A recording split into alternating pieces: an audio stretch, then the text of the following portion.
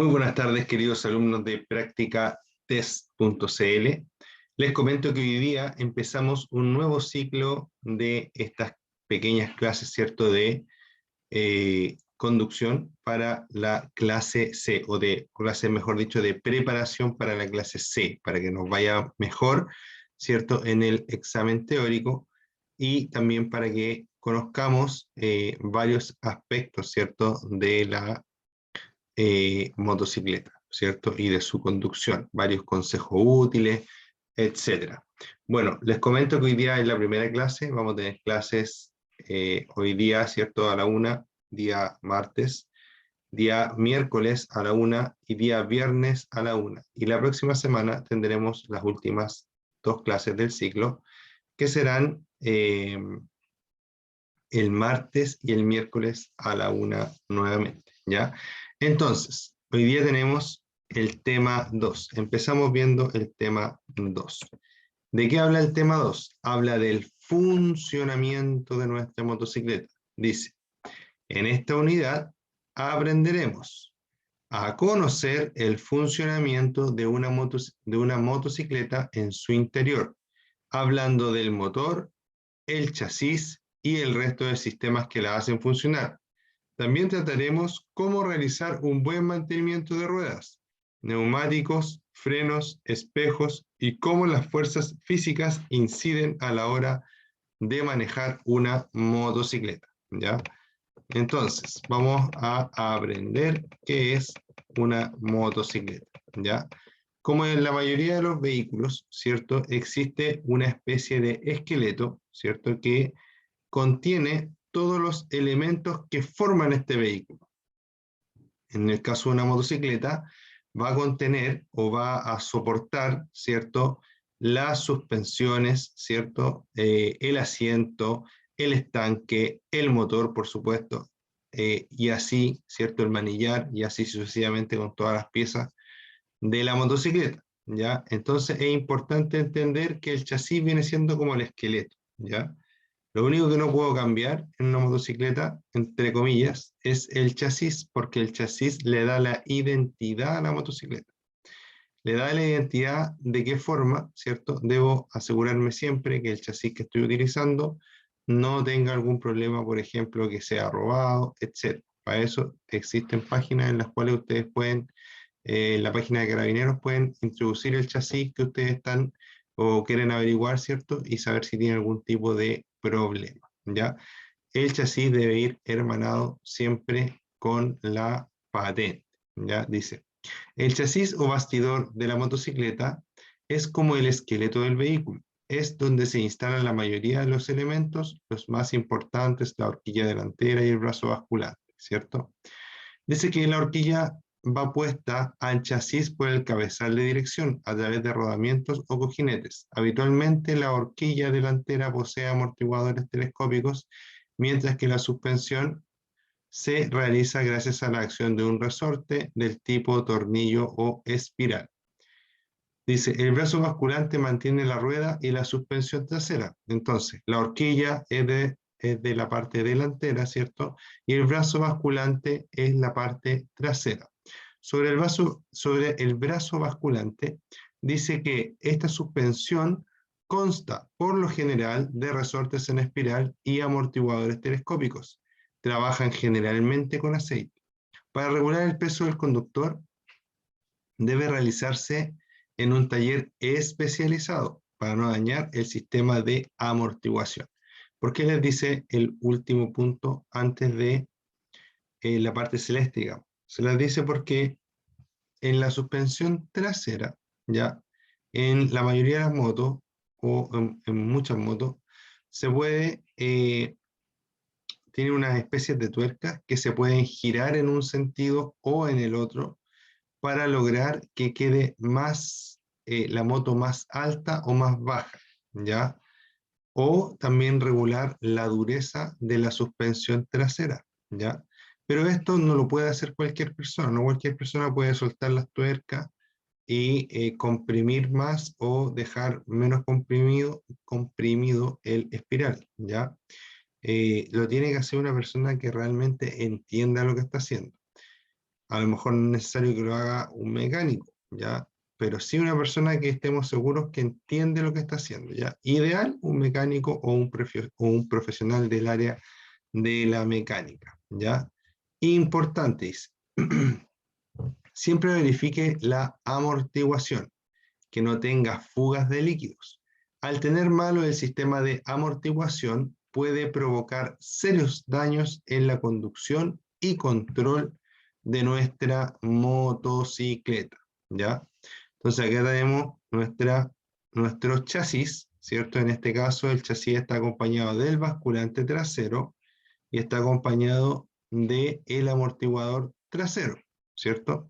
Este amortiguador tiene una especie de tuerca, ¿cierto? Que se pueden girar y eso hace que la cola de la moto pueda quedar un poco más arriba, un poco más abajo, ¿ya? O que sea más blanda y que al subirse uno, ¿cierto? La cola quede un poco más bajo, ¿ya?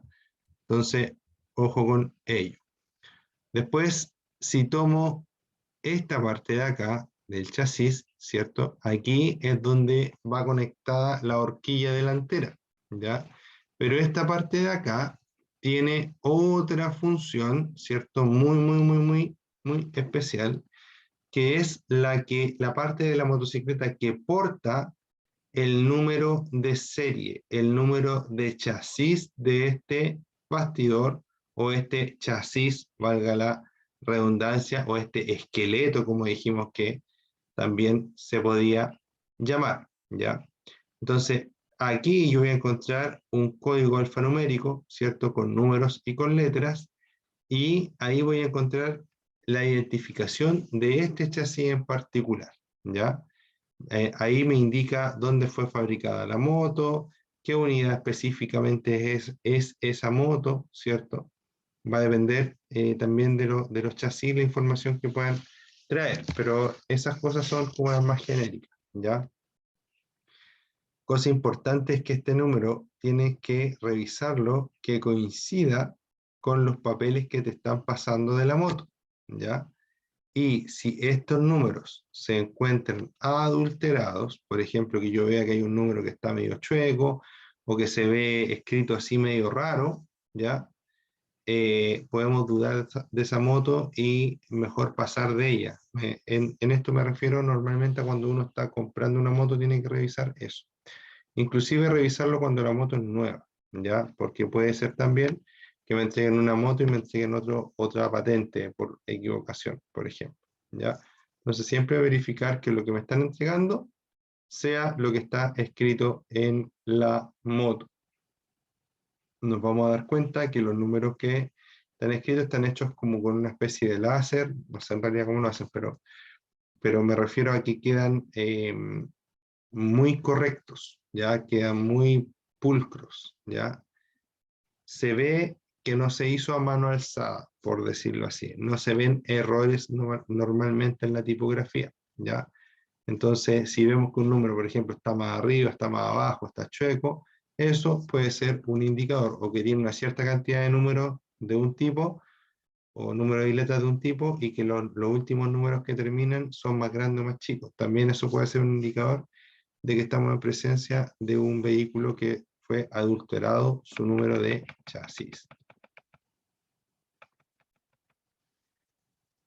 Pasamos de hablar del chasis y empezamos a hablar del motor. Como lo último que le voy a hablar del chasis es que vean ese videito que está ahí, ¿cierto? Que está bastante interesante para entender más acerca del tema de los chasis.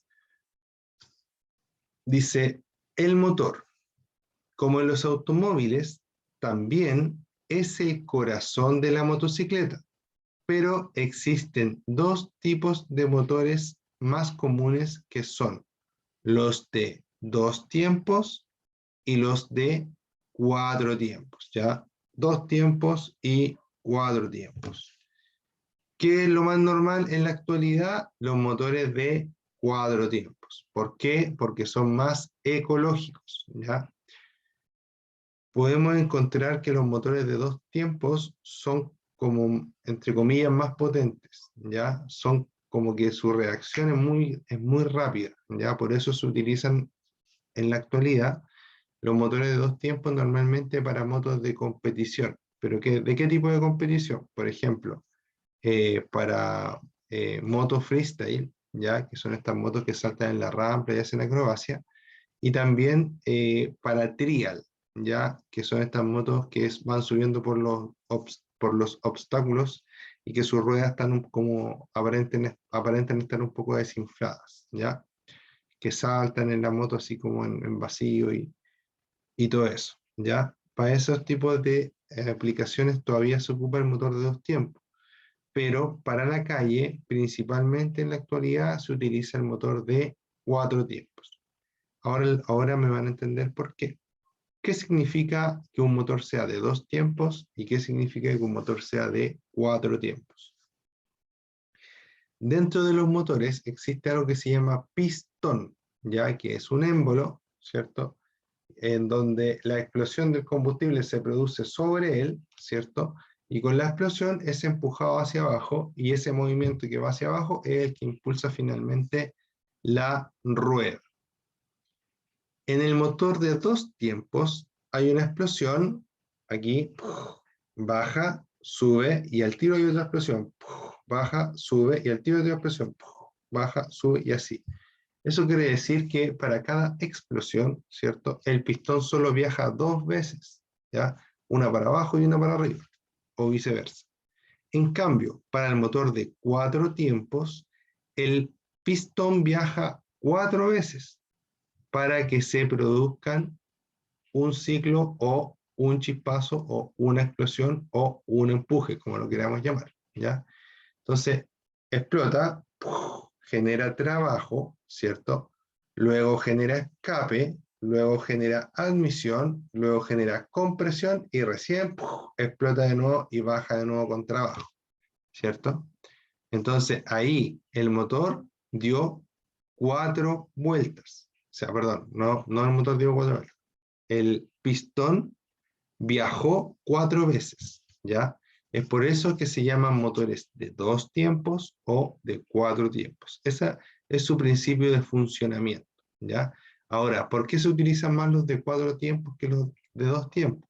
Porque los de 2 tiempos, en su funcionamiento natural, normal, necesitan que el combustible vaya mezclado con aceite. Por ende, cuando se quema el combustible, también se quema el aceite, ¿ya?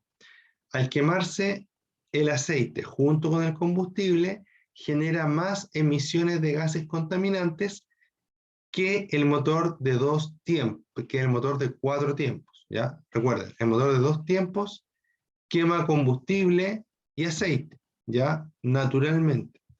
Y el motor de 4 tiempos solo quema combustible naturalmente y el aceite se encuentra separado del combustible, ¿ya? Tiene un cárter de aceite, el de 4 tiempos, ¿ya? Después tengo, ¿cierto?, que los motores de 4 tiempos, vamos a hablar ahora solo de 4 tiempos para que no nos vayamos confundiendo. Dentro de los motores de 4 tiempos, tengo motores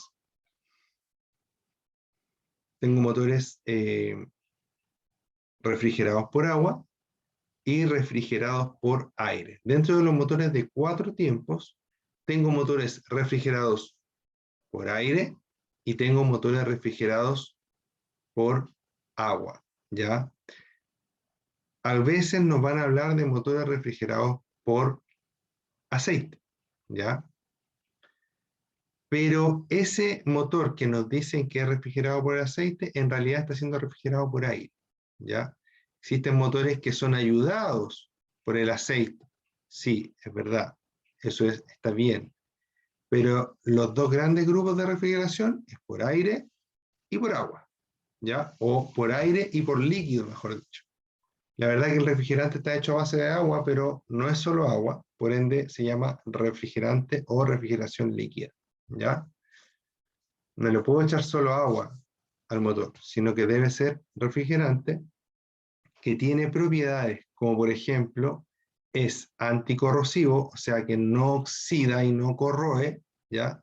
Protege el motor por dentro, y además de eso no se congela a la misma temperatura que se congela el agua, ¿ya?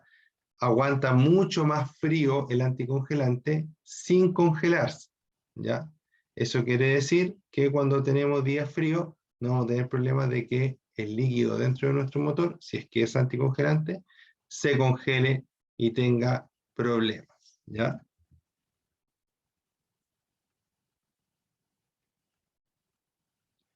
Dice, conoce las diferentes partes de una motocicleta. Ahí viene otro video que pueden revisar. Pero de acá yo quiero tomar un ejemplo. Cuando el motor está siendo refrigerado por aire, en esta parte de acá, cuando el motor está siendo refrigerado por aire, si ustedes se fijan hay una diferencia con este motor de acá. Este motor de acá está siendo refrigerado por líquido o es refrigerado por líquido. Fíjense acá.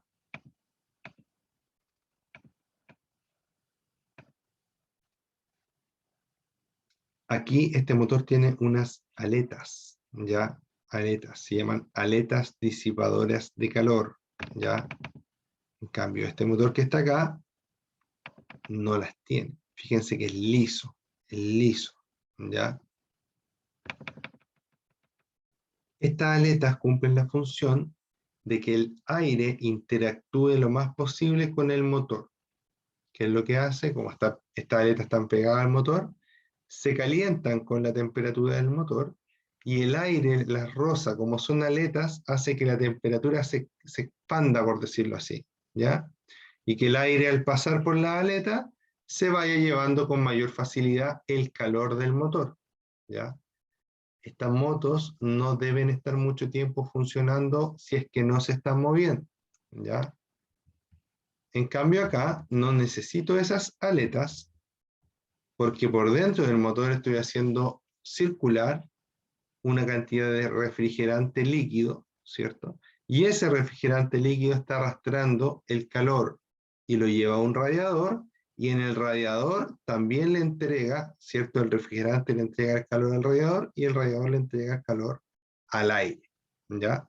Que va pasando a través del radiador también, ¿ya? Entonces, esas son dos grandes diferencias entre motores que podemos encontrar en la calle, ¿ya? Por ejemplo, una XR250 es refrigerada por aire, ¿ya? Una TTR250 es refrigerada por aire. Una, estoy hablando solo de motos que estoy seguro que son así, ¿ya? Hay muchas más, pero no quiero equivocarme con alguna. Una Pulsar NS200, ¿cierto? Esas son refrigeradas por líquido. De hecho, es un motor muy parecido al motor que estamos viendo acá. Y las R15, las Yamaha R15, también son refrigeradas por líquido. Pero, por ejemplo, la FZ150, esas son refrigeradas también por aire. ¿Cómo vamos a saber que es refrigerada por aire por líquido? Súper fácil. Las que son refrigeradas por aire traen esta aleta del motor y las que son refrigeradas por líquido no traen la aleta del motor, ¿ya? Cuando son refrigeradas por aire, a veces pueden ser ayudadas a esa refrigeración por eh,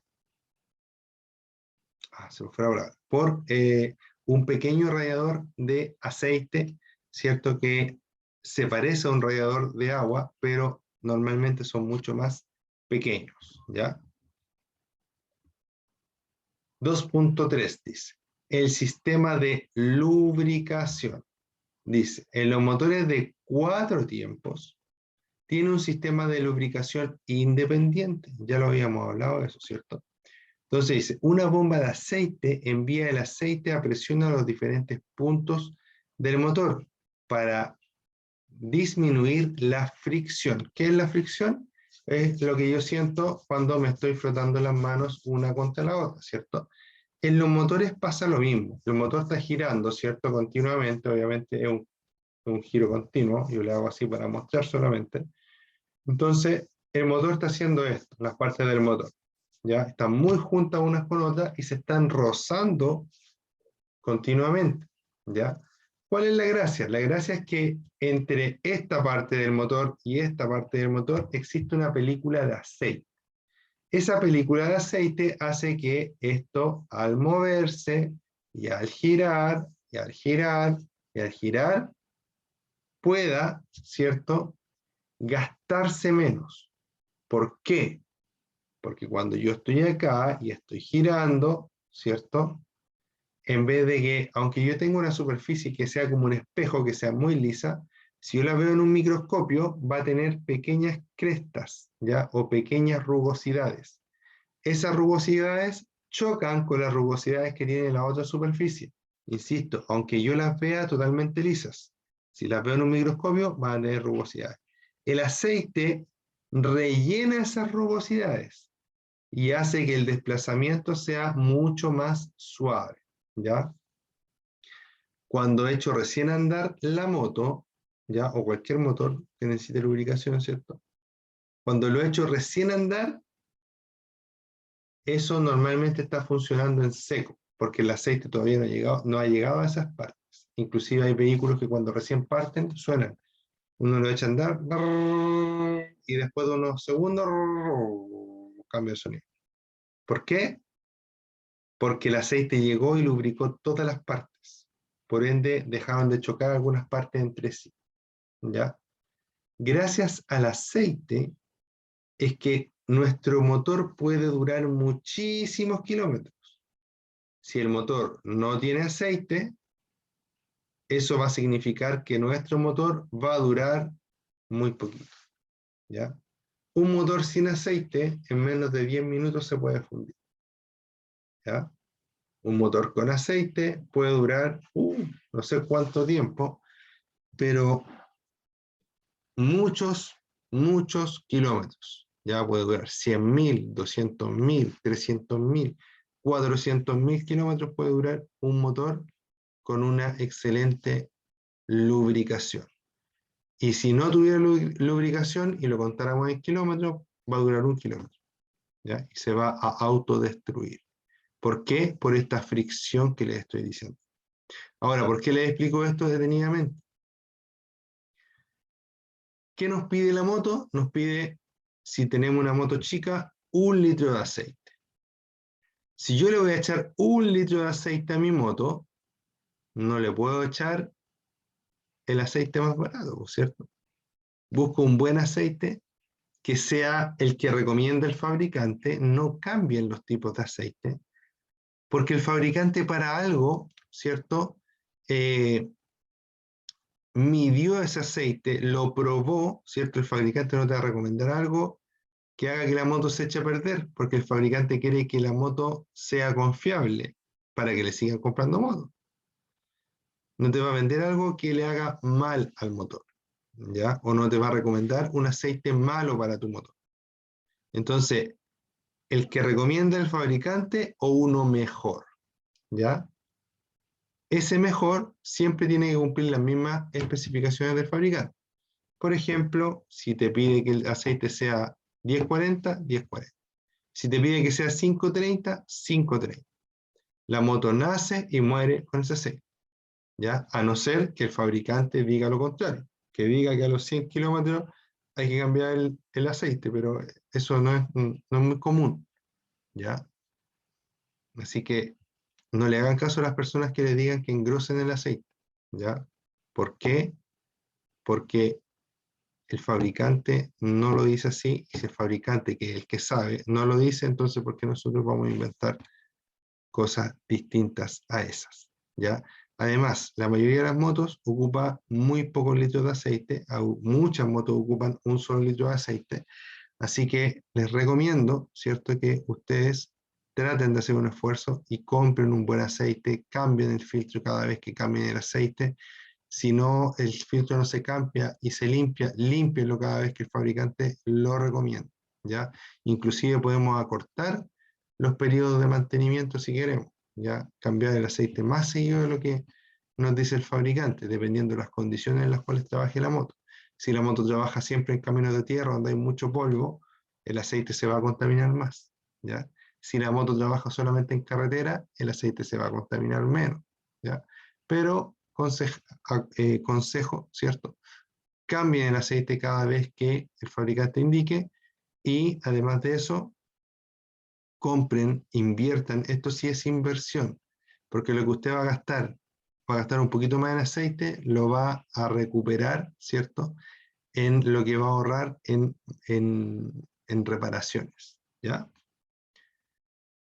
Entonces dice, una bomba de aceite envía el aceite a presión a los diferentes puntos del motor para disminuir la fricción, refrigerar el motor y evitar, ¿cierto?, el desgaste de las partes móviles del motor.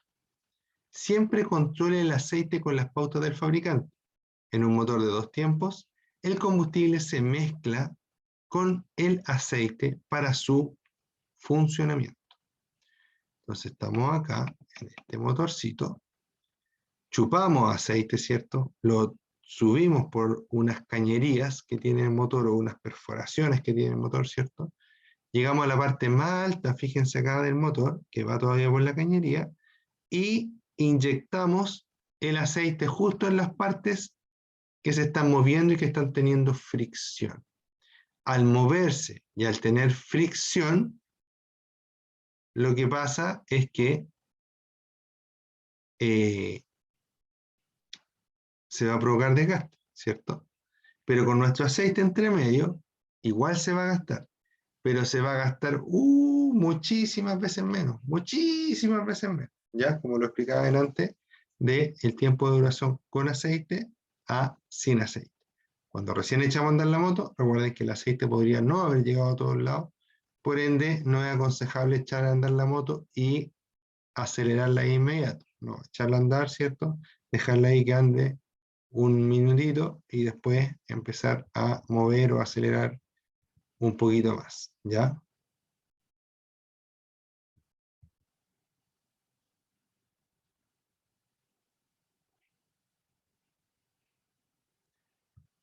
Ya sabemos entonces todo lo que corresponde a sistemas de lubricación y todo lo que corresponde a sistemas de refrigeración. Entonces, ahora nos toca hablar del tema eléctrico, ¿ya? Dice, la batería. La energía eléctrica para las luces procede de la batería, ¿ya? Pero la batería es alimentada, es regenerada por una especie de alternador, ¿ya? Pero no es un alternador propiamente tal, pero es algo parecido, ¿ya? Es un magneto, ¿ya? Que permite, ¿cierto?, producir corriente eléctrica en nuestra motocicleta. La batería en su interior dice que contiene ácido sulfúrico, ¿ya? Las baterías, sobre todo, que se pueden abrir, que uno le puede sacar unas tapitas y mirar para adentro, ¿cierto? Tienen ácido sulfúrico. El ácido sulfúrico es altamente corrosivo, tan corrosivo que si te cae en la ropa te deja un hoyito, ¿ya? Y por lo tanto, peligroso para la piel, ¿ya? Al entrar en contacto con la ropa, también puede destruirla. Después dice que si yo reviso la batería y le falta líquido, las baterías tienen unas marcas hasta donde tiene que llegar el líquido, ¿cierto? Póngale únicamente agua destilada. Algunas baterías no necesitan mantención, ¿ya? Por eso hablo de las que se les puede sacar la tapa, esas son con mantención, y de las que no se les puede sacar la tapa con facilidad, esas son sin mantención, ¿ya? Fusible. Los fusibles son parte del sistema eléctrico y tienen la emisión de impedir el recalentamiento o incendio de los cables, ¿ya? Ojo que en las baterías, o sea, en las motocicletas, hay motocicletas que pueden andar sin batería, ¿ya? Pero lo aconsejable es que siempre anden con batería, porque la batería también, aparte de ser un acumulador, hace un efecto como de colchón, para amortiguar las fluctuaciones que pueda tener, ¿cierto?, el generador que está entregando la electricidad, ¿ya? Así que como consejo, tratar de siempre, si la moto se le puede poner batería, que la moto siempre ande, ojalá, con batería. Ya nos va a evitar algunos tipos de problemas. Los fusibles, sobre todo en motos, disculpe, último, sobre todo en motos con inyección electrónica, ¿ya? Sobre todo en motos con inyección electrónica, es muy importante que su batería siempre esté puesta. No la echen a andar y la saquen ni echen a andar a otra moto, por ejemplo, ¿ya? Traten de no hacer eso. Bueno, los vehículos tampoco, ¿ya? Los fusibles Los fusibles son parte del sistema eléctrico y tienen la misión de impedir el recalentamiento o incendio de los cables. Si la corriente es muy alta, por ejemplo, en caso de un cortocircuito, se funde un hilo del fusible y se interrumpe la corriente, ¿ya? ¿Qué es un fusible? Vamos a explicar con pera y manzana lo que es un fusible. Esta es una parte muy importante de la clase, porque es un error que cometen muchas personas, ¿ya? Estoy aquí y estoy acá, ¿cierto? Vamos a decir que mis dos dedos, bueno, no vamos a poner así mejor. Vamos a decir que mis dos dedos son un cable, ¿ya? Para yo proteger el sistema, corto ese cable, ¿cierto? Le hago un corte acá, lo corto y lo separo, y lo uno con un fusible. Uno este lado del cable con este lado del cable, y lo uno, ¿cierto?, con un fusible. ¿Cuál es la gracia del fusible? Yo asocio la palabra fusible con la palabra fundible, ¿ya? Que se funde. Que algo se funda significa que pasa de estado sólido a estado líquido, se fundió, ¿ya? Entonces, o vamos a decir que se derrite, ¿ya? Más fácil. Entonces, ese fusible que está entre este cable y este cable, ¿cierto? Y que ahora es un puente en los cables, se derrite antes de que los cables sufran daños por temperatura o exceso de amperaje, ¿ya? Cuando hay un cortocircuito, baja la resistencia, aumenta la corriente, ¿cierto?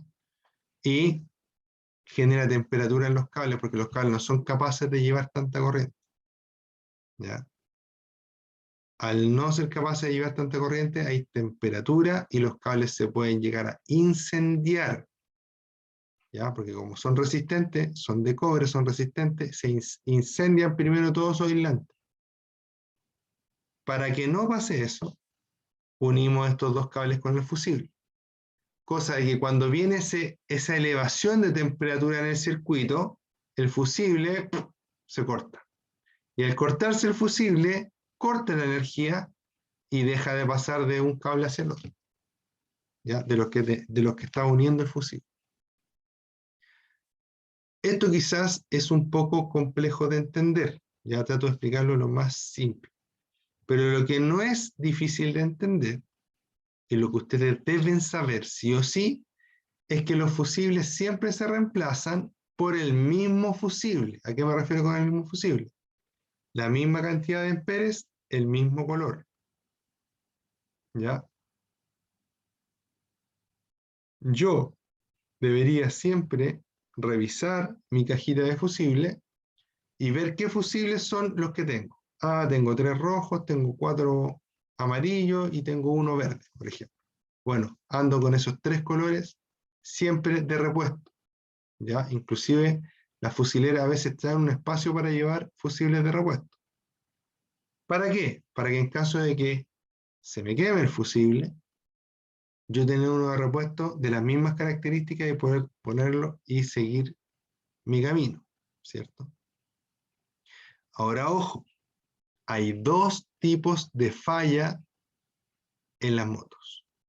2 tipos de falla, de fusible, digamos, ¿ya? La primera falla es una falla permanente. ¿Qué significa eso?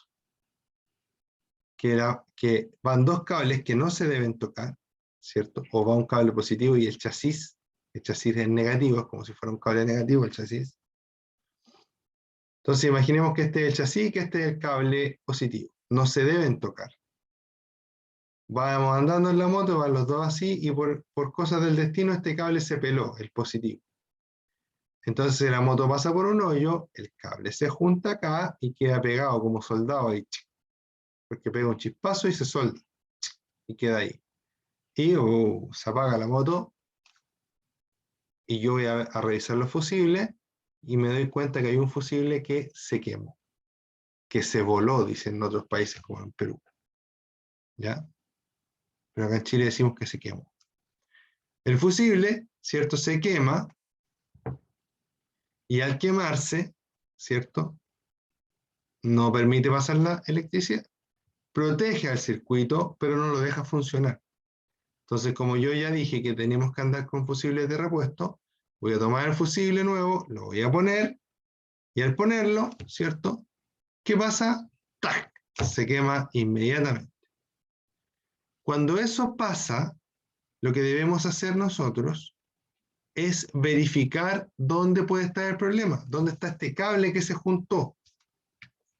¿Qué hacen las personas que no saben, ¿cierto? O que no les importa echar a perder más la moto de lo que está? Van y le ponen un cable para que aguante y no se corte. Y efectivamente aguante y no se corte y la moto prende y a veces puedo desplazarme en ella. Y a veces un poquito más allá se le prende fuego y se quema la moto entera. ¿Ya? Puede pasar. Y si no, la moto funciona con normalidad, ¿cierto? Vamos a avanzar, vamos a ir para allá, vamos a llegar a la casa, se nos va a olvidar que le pusimos un cable en vez del fusible.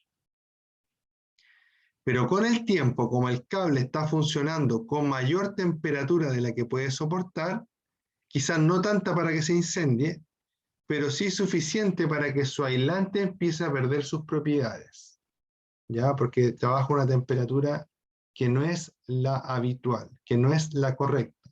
Entonces el aislante empieza a perder sus propiedades y se degrada más rápidamente.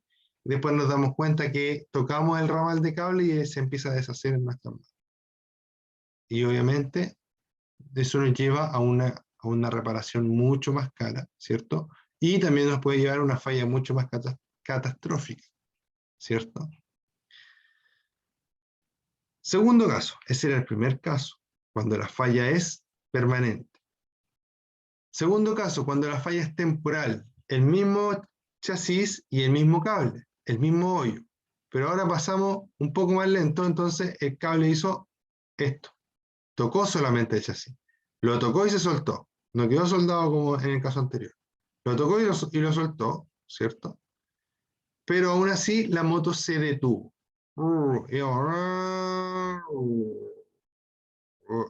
Se paró, ¿cierto? Cuando pasa eso, voy de nuevo, hago el mismo procedimiento anterior y saco mi fusible de repuesto, lo reemplazo, saco uno rojo, pongo uno rojo nuevamente, ¿cierto? Nuevo, obviamente. Saco el viejo, pongo el nuevo. Saco el quemado, pongo el que está bueno. Y echo a andar la moto, ¡pum! La moto parte y es como si nunca hubiera pasado nada. ¿Por qué? Porque en ese momento la falla fue temporal. ¡Tac! Listo. Protegió el sistema mientras estuvieron pegados los pocos segundos, los pocos fracciones de segundo, no sé, que estuvieron pegados, protegió el sistema, se cortó el fusible, pero como se soltaban los cables, cuando volví a restablecer la corriente con el fusible nuevo, no hubo problema. ¿Hasta cuándo? Hasta que pase de nuevo por el hoyo. ¿Ya? ¿Se entiende? Espero que se entienda. ¿Ya? Espero que traten de usar esta información a su favor. ¿Ya? Nadie debiese reemplazar un fusible con un cable o con unos pelos de cobre. Dice, los fusibles son parte del sistema eléctrico y tienen la misión de impedir el recalentamiento o incendio de los cables. Si la corriente es muy alta, por ejemplo, en caso de un cortocircuito, se funde un hilo del fusible y se interrumpe la corriente. El motor en una motocicleta se pone en funcionamiento por medio del sistema de arranque que se acciona mediante un circuito eléctrico accionado por un interruptor o bien un sistema mecánico accionado por un pedal de arranque y bobina. ¿Ya?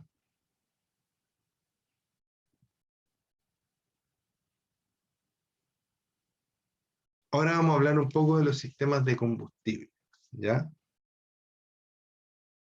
Acá para el usuario común, ¿cierto? No hay tanto que poder entender o poder meter las manos. Es más ya un tema de mecánicos, ¿ya? Pero sí vamos a entender la diferencia que hay entre las motos antiguas con carburador y las motos modernas con inyección electrónica. ¿Qué es el carburador? El carburador hace algo muy parecido a lo que hacen los sprays de pintura, ¿cierto? El spray está cargado con un gas adentro a alta presión. Cuando yo aprieto, ¿cierto?, el gatillo, sale el gas y con la fuerza que sale el gas arrastra una porción de pintura y la tira para afuera, ¿ya? Eso es más o menos lo mismo que hace el carburador, solo que lo hace al revés, chupa, ¿cierto? El carburador, el pistón se mueve hacia abajo y eso produce una succión de aire, ¿cierto? El pistón se mueve hacia abajo y se produce una succión de aire. Y en esa succión de aire, en el camino de esa succión de aire, hay una manguerita, por decirlo así, ¿ya? O una cañería conectada a donde está el combustible, y de esa forma va tirando el combustible, se llama efecto Venturi, ¿ya? Es como un torbellino que entra y que arrastra, ¿cierto?, una porción de combustible con él, ¿ya? Eso es un sistema de alimentación de combustible para un motor primitivo, ¿ya? Carburador, mecánico, ¿ya? Primitivo digo porque es muy antiguo. ¿Todavía se ocupa en algunas motos? Sí, ¿ya? Todavía se ocupa. Pero les comento, por ejemplo, que en los vehículos, en los autos, el carburador llegó como hasta el año 92, más o menos. Acá en Chile, por lo menos. ¿Ya? De ahí para adelante ya todo con inyección electrónica. Inyecciones más antiguas, pero inyección al fin y al cabo. En el caso de las motos, eso se ha demorado mucho más tiempo en que todas las motos sean con inyección electrónica. Y es por ello que ahora hay muchas motos que son mucho más caras que lo que eran hace unos años atrás, porque ahora la mayoría de las motos que se venden son con inyección electrónica. ¿Qué permite la inyección electrónica? Mejor administración del combustible, mejor funcionamiento del motor, mejor rendimiento, ¿ya? Tanto en prestaciones como en consumo de combustible. Es decir, andamos más con menos combustible que en el carburador. Otra cosa importante, los carburadores son mecánicos, se ajustan con un tornillito, ¿cierto? No tienen sensores, no tienen actuadores. Por lo tanto, si yo ajusto una moto, un carburador de una moto, lo ajusto en la playa, a cierta presión atmosférica, ¿cierto? La presión atmosférica que hay en la playa, voy a tomar esa moto y voy a andar en la playa y va a andar súper bien. Pero se me va a ocurrir un día hoy, ¿sabéis que quiero ir a conocer la cordillera? Voy a subir la cordillera y la moto se va a empezar a apunar. Va a andar mal en la altura. ¿Por qué? Porque fue seteada, fue programada para andar, ¿cierto?, con su carburador a la altura o a la presión atmosférica que hay en la playa, ¿ya? Y si voy a la montaña hay menos presión atmosférica, por ende no va a recibir las mismas partes de aire por combustible y le va a costar más, ¿cierto?, poder generar potencia a ese motor. En cambio, la inyección electrónica no pasa eso, porque con la inyección electrónica tenemos sensores y actuadores. La inyección electrónica tiene sensores que permiten sensar la cantidad de aire que hay, es decir, ya el motor empieza a sentir y puede realizar correcciones. Por ejemplo, inyectar un poquito más de combustible o inyectar un poquito menos de combustible. ¿Para qué? Para que la potencia del motor de la moto sea mucho más pareja, sea mucho más estable, tanto en la playa como en la cordillera, que son distintas presiones atmosféricas, ¿ya? Dice, el sistema de combustible. Este sistema está compuesto por un estanque de combustible, llaves, conductos, filtro, carburador y un filtro de aire, en el caso de que fuera con carburador, ¿cierto? El combustible se mezcla con el aire en el carburador, ¿ya? Y los motores de modelos más modernos pueden tener inyección directa en lugar de carburador, ¿ya? La inyección de combustible se trata de ¿qué? Se trata de que unos sensores le informan a un computador cuánto aire está entrando, a qué temperatura está entrando, ¿cierto? Y ese computador dice, tengo tanto aire, voy a inyectar tanto combustible para que sea una mezcla y una explosión ideal, ¿ya? Eso es inyección electrónica. Después dice, importante, cuando vea humo visible en su motocicleta, es porque existe una mala combustión en el sistema. Las motocicletas podría tener una llave de paso situada en el depósito de combustible y entre el depósito de combustible y el motor, para regular el paso de gasolina, ¿ya? Cosa importante con respecto a los humos. Si me humea la moto o un motor cualquiera, humea blanco como vapor, es muy posible que tenga problemas con el refrigerante.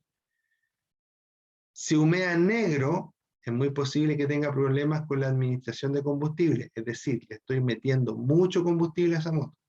No está siendo capaz de quemarlo completo. Y si me humea azul, una coloración azul, eso significa que estoy quemando aceite, ¿ya? Es decir, que tengo problemas con el sistema de lubricación. Se está pasando el aceite a la cámara de combustión, ya sea por los anillos, por los retenes de válvula, etc. ¿Ya? Vamos a hablar también de las llaves de paso. Las llaves de paso yo las he visto principalmente en motos con carburador, ¿ya? Las motos con llave de paso, o las llaves de paso, mejor dicho, propiamente tal, por lo general tienen 3 posiciones, ¿ya? Esto es súper importante que lo entiendan, lo hagan y lo practiquen cuando usen o cuando tengan motos con carburador. Poca gente lo sabe. El otro día, en mi trabajo, ¿cierto? Me fue a buscar un joven, me decía que la moto no partía, que la moto no partía, que no sabía qué es lo que tenía. Lo único que tenía la moto es que alguien le había movido la llave de paso y se la había dejado cerrada, ¿ya? Entonces yo le dije, ¿viste la llave de paso? ¿Qué es eso? Me dijo. No tenía idea que su moto tenía una llave de paso, ¿ya? Me dijo después, no, sí la he visto, pero nunca la muevo, ¿ya? La llave de paso es para moverla. Cuando tú te bajas de la moto debías dejar cerrada la llave de paso. Cuando te subes debías abrir la llave de paso. Y les quiero contar que la llave de paso tiene 3 posiciones. El on, que es encendido o es que hay paso de combustible, el off, que es apagado o que no hay paso de combustible, y la reserva, que te deja pasar el último combustible del estanque hacia el carburador y luego al motor para que la moto siga andando. Les quiero contar, les quiero comentar, ¿cierto? Que de estas 3, ¿cierto? Yo siempre debo andar en la posición on. ¿Por qué? Porque a veces se nos olvida, las motos tienen poca autonomía, a veces se nos olvida que no le echamos combustible y a lo mejor nuestra moto no tiene un indicador de combustible, sino que hay que estar atento nomás al estanque, y es muy común que eso nos olvide. Entonces se hizo este sistema muy útil. ¿Qué va a pasar? Que tú vas a ir en la moto, y vas a seguir andando, pero el motor no va a reaccionar, no va a hacer nada. ¿Qué pasó? Se acabó el combustible. Te vas a parar. Si ibas con tu moto o con tu llave de paso en la posición on, te vas a cambiar de la posición on a la posición res o reserva. ¿Ya? Normalmente dice res. ¿Ya? En ese momento va a pasar una pequeña porción más de combustible hacia el carburador, que es la reserva. ¿Ya? Y con la reserva va a hacer, ¿cierto?, que tú sepas que no te queda combustible y con esa reserva tienes que irte derechito a una bomba a reabastecer. ¿Ya? Esa es la utilidad de la reserva, que nunca quede en pana de combustible y que si me para la moto, me paro a un lado, le doy reserva y sigo. ¿Ya?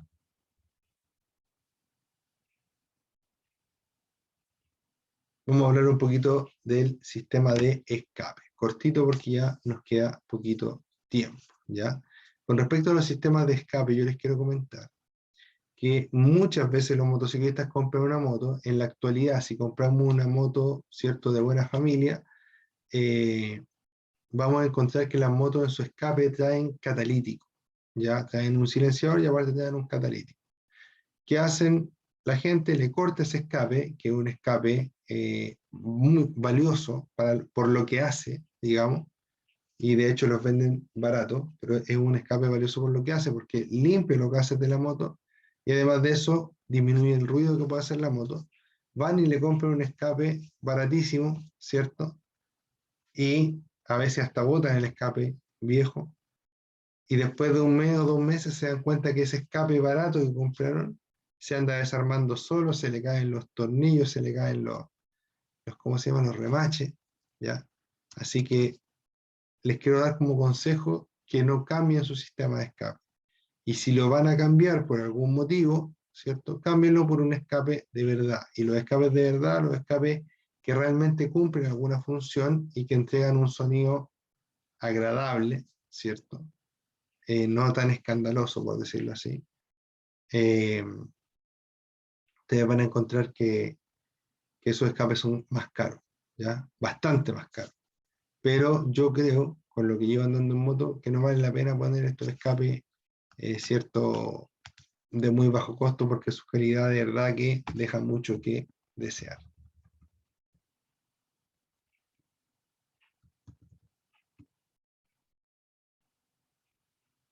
Y por último, les voy a contar que las motos tienen normalmente 3 tipos de transmisión.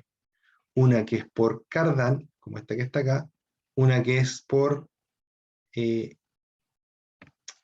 correa, perdón, se me iba la palabra, correa, ¿cierto? Que esta que está acá, que es como una correa de distribución, y otras que son con cadena. Lo más normal es que las motos tengan cadena, y cuando cambiamos cadena, debemos cambiar cadena, piñón y catalina, ¿ya? Y además de eso, las cadenas nunca deben quedar 100% tensas, ¿ya? Debes quedarle una pequeña holgura que normalmente viene indicada en la misma cajita de la cadena. Eso, queridos alumnos, para el día de hoy. Los espero el día miércoles, ¿cierto? 9, el día miércoles 9, a la 1 de la tarde, los espero nuevamente con una nueva clase de practicatest.cl. Nos vemos, cuídense mucho y chao, chao. Que estén muy bien.